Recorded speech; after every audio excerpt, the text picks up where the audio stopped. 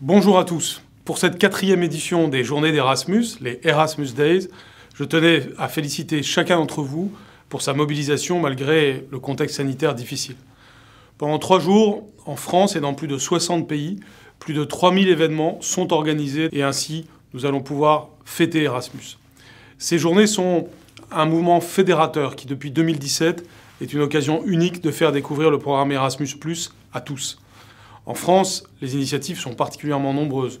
Concours photos sur les réseaux sociaux, émissions de radio, diffusion de documentaires sur des parcours Erasmus marquants. Au total, ce sont 800 projets qui sont présentés en ces 15, 16 et 17 octobre 2020. Bravo donc à tous ceux qui ont fait cela. Ces journées illustrent aussi la vitalité du programme Erasmus+. Il est une fierté européenne au service du multilinguisme, du partage des cultures et aussi des valeurs humanistes qui sont au fondement de l'Europe. Malgré la crise sanitaire, les demandes de mobilité ont augmenté de 7% en 2020 par rapport à 2019. C'est donc encore un succès considérable. Pour accompagner ce mouvement, le budget d'Erasmus+ augmente, et de manière très significative, puisque ce sont au moins 24 milliards entre 2021 et 2027 pour les 33 pays qui participent au programme. La crise sanitaire nous demande de réinventer la mobilité. Celle-ci peut être physique, bien sûr, mais elle peut être aussi virtuelle, en particulier pour la mobilité en matière de formation.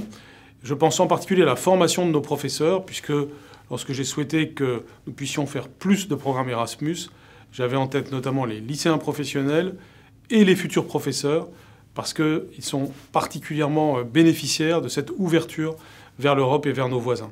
L'espace européen de l'éducation marque une nouvelle étape de cette volonté que nous partageons avec les ministres européens de l'éducation.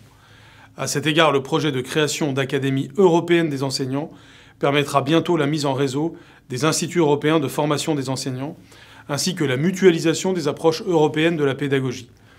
Elles favoriseront la reconnaissance de la mobilité européenne des professeurs en tant que facteur d'excellence en matière de formation.